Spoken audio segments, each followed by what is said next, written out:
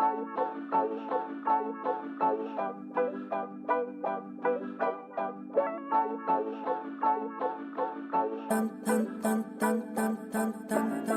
you believe art can change the world?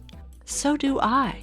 On this show, we meet artists whose work is doing just that. Welcome to Art Heals All Wounds. I'm your host, Pam Uzel.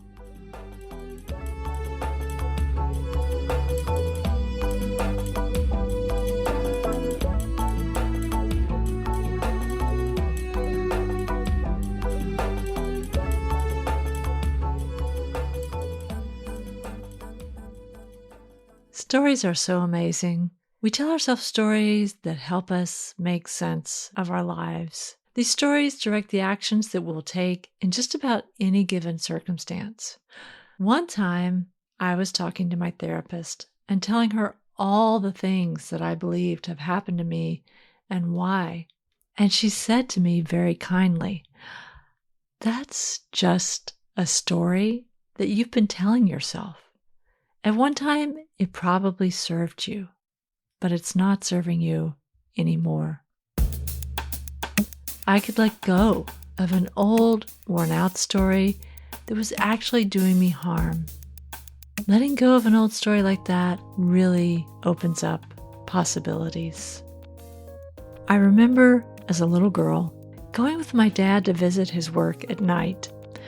My dad worked at a refinery, and to me, passing through the security gates felt like we were entering Disneyland. All the pipes and the stills of this refinery were covered in row after row of colored lights. For people who live in big cities, this probably would not have been so impressive.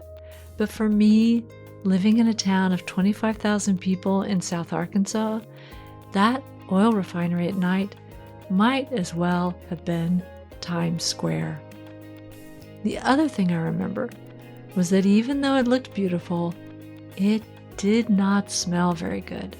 I remember making a face and saying, "Phew, it stinks." And my dad answered, "Smells like bacon and eggs to me." I had no idea what he meant at the time, but I understand now that he was saying that the refinery provided him with a job that allowed him to afford everything we needed or wanted. Food, clothing, and shelter, of course, but fun family trips, my education. It all came from this job in the petroleum industry. My dad and his sister were the first in their family to go to college, and this job at this refinery was a big deal for him. He went on to become the manager of that and many other refineries, eventually becoming a vice president of an oil company. It was a way to offer his kids opportunities he'd never had.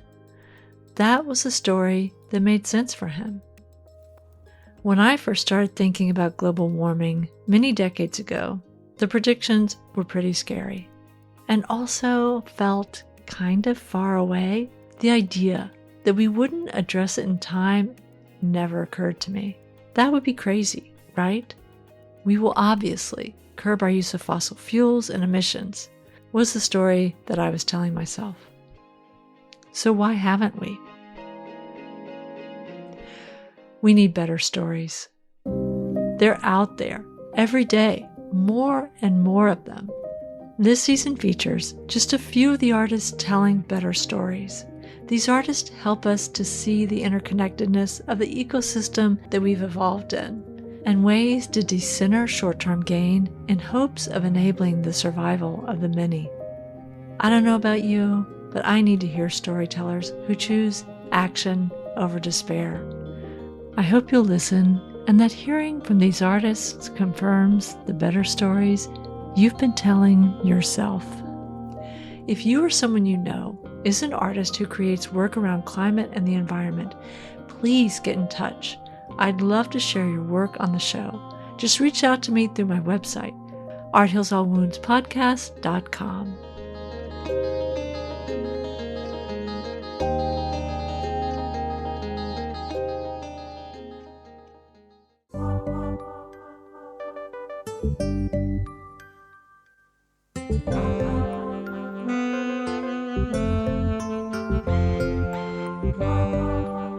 Thanks for joining me on this season focusing on artists telling stories about climate and the environment. In the next episode, I'll be talking to Lydia Millett about her new book, We Loved It All. We'll be talking about some of the good stories we need to hear right now. If you have a story to share, just go to my website, arthealsallwoundspodcast.com. You can email me or even leave me a voicemail. If you'd like to support this show, you can also do that through my website by clicking on the link, Buy Me a Coffee. Thanks for listening. The music you've heard in this podcast is by Ketsa and Lobo Loco.